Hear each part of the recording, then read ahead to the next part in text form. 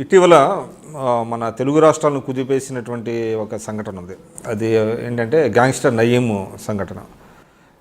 అంటే మీరు పోలీసు శాఖలో ఉన్నారు కాబట్టి చెప్తున్నాను. ఈ నయీంని పోలీసులు చాలామంది ఉపయోగించుకొని తర్వాత నయీం ఎదిగి అతనితో కొంతమంది అంటే Nexus between politics, gangsters, police ఇదంతా జరిగింది కదా.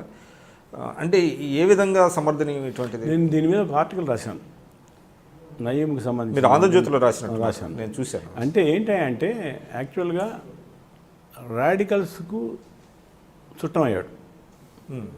అంటే అతని ప్రస్థానమే రాడికల్స్ అంటే అతను ప్రారంభమైనట్టుగా మనం చదివాం. అదే అతనికి వాళ్ళు ఎంకరేజ్ చేశారు. తర్వాత వాళ్ళను చేయటం కోసమని పోలీసులకు సహాయకారిగా ఉన్నాడు. మళ్ళీ పొలిటీషియన్స్ను పక్కన పెట్టుకొని ఇది చేశాడు. అల్టిమేట్గా ఒక రాజకీయాల్లోకి రావాలనేటువంటి ఆలోచనతో ఉన్నట్టుగా నాకు కనపడుతున్నది. అంటే తనంతట తను ఇక పవర్ ఇండైరెక్ట్ కాకుండా డైరెక్ట్గా అనుభవించాలనేటువంటి ధోరణిలోకి వచ్చాడు. ఎప్పుడైనా సరే ఇలాంటి వాళ్ళని ప్రోత్సహించడం, ఎవరు ప్రోత్సహించినా అది కరెక్ట్ కాదని అనుకుంటున్నాను అండి. నాది ఒకటి రాశారు ఆర్టికల్లో, నేను ఇదే రాశాను. వీరి పోలీసులు తప్పే. యాక్చువల్గా వాళ్లకు చట్టాలను గౌరవించేవాడికి చుట్టం అయ్యాడు, చట్టాలను ఉల్లంఘించేవాడికి సహాయకారిగా మారాడు. అదేవిధంగా చివరికి ఏమిటంటే ప్రజలకు ద్రోహిగా మారాడు. ఇతన్ని ప్రతివాడు దగ్గరికి తీసి ఇతని ద్వారా లాభం పొందాలనుకునే వాళ్ళు ఇవాళ ఏమంటున్నారు, అయ్యో వీడు ఇంత చేశాడు అట్లా చేశాడు అనేటువంటి భావంతో వచ్చారు. ఒకటి ఇట్లాంటి శక్తులను ఎప్పుడూ మనం ఎంకరేజ్ చేయకూడదు.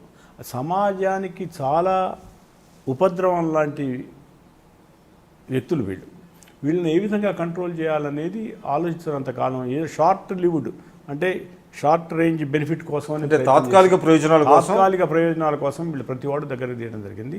అది నేను ఈవెన్ పోలీసులకు కూడా వాళ్ళు ఎప్పుడైనా సరే ఇన్ఫార్మేషన్ సిస్టమ్ ఎట్లా ఉంటుందంటే పోలీసులో పనిచేసిన ఎవడైనా సరే జనరల్గా ఎక్కడి నుంచి వస్తుందండి ఇన్ఫర్మేషను?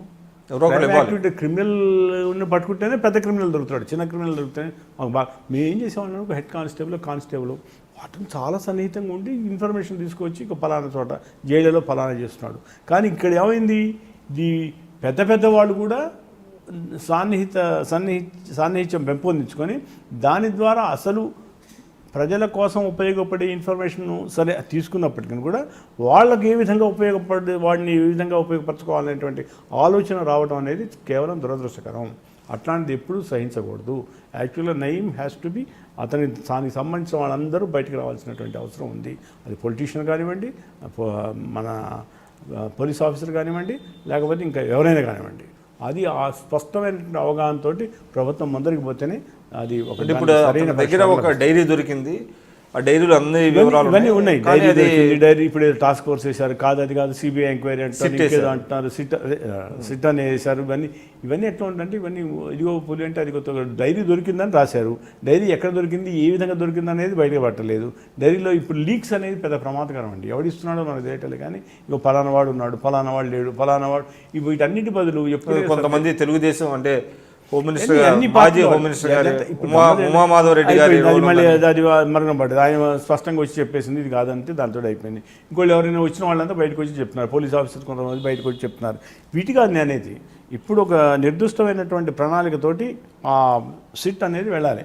ఉన్నట్టుగో ఇది జరిగింది, మాకు ఈ విధంగా వచ్చింది, మాకు ఇన్ఫర్మేషన్ ఇది, దాంట్లో ఈ విధంగా what is the evidence that you have gathered, అది వెదర్ ఆ ఎవిడెన్స్ కూడా దీనికి వాడుకోవడానికి అనుకూలంగా ఉందా లేదా. ఇప్పుడు కోర్టు యాక్సెప్ట్ చేసే ఎవిడెన్స్ కూడా ఉండాలి. ఏదో జస్ట్ రాత అనేది కాదు, acceptability of the evidence also has to be looked in to. అది ఎంతవరకు ఉంటుందనేది చూస్తే నయీం సమస్య నిర్దిష్టంగా పోయి ఖచ్చితంగా ఒక పోలీస్ ఆఫీసర్ నేను దీన్ని లాజికల్ కంక్లూజన్కి పోవాలనుకున్నప్పుడు చాలా ఈజీ అండి. అంటే రాజకీయంగా ఒక నిర్ణయం తీసుకుంటే ప్రభుత్వం తేలికంటారా? ఎప్పుడైనా సరే ఇట్లాంటి వాటిలో రాజకీయ నిర్ణయాలే ముఖ్యం. ప్రభుత్వ పరంగా నిర్ణయం వచ్చినప్పుడే అధికారులు ముందు. ఇప్పుడు నయీం అనే గ్యాంగ్స్టర్ ఇంతగా ఎదగటానికి పోలీసు వ్యవస్థ వైఫల్యం అంటారా, లేదా రాజకీయ వ్యవస్థ అంటారా? వ్యవస్థ ఇప్పుడు అన్ని మొత్తం సమాజ వైఫల్యం. అది మీరు ఎట్లా ఉంటుందంటే ఇవాళ ఏమని చూసిందంటే వాళ్ళు ఏదో జరిగితే చాలు. ఇప్పుడు అంత బ్రహ్మాండంగా సిద్ధాంత ప్రాతిపదిక మీద నడిచేటువంటి వాళ్ళు అతన్ని వాడుకున్నారు కదా, వాళ్ళని మోసం చేశాడు కదా. అదేవిధంగా చట్ట పరిధిలో ఉండేటువంటి వాళ్ళని పోలీసులు మోసం చేశాడు కదా, అదేవిధంగా రాజకీయంగా పదవుల్లోకి వచ్చే వాళ్ళని వీళ్ళు మోసం చేశాడు కదా, చివరికి సమాజానికి ఒక పెను తుఫానుగా మారాడు కదా. ఇది నేను అనేది. కాబట్టి వీళ్ళని ఇదంతా కూడా మనం ఇవన్నీ పక్కన పడేసి ఇవాళ ఎవరికి ఏమి నష్టం జరిగింది అట్లా కాకుండా అసలు స్వరూపం ఏంటో నయం స్వరూపం బయటపడది.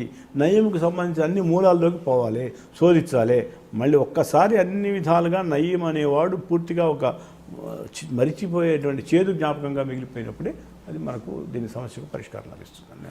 తెలంగాణలో పోలీసు వ్యవస్థని అంటే ఒక క్రమబద్ధీకరించారనేటువంటి ఒక వాదన, అంటే ఒక అభిప్రాయం కూడా జనంలో.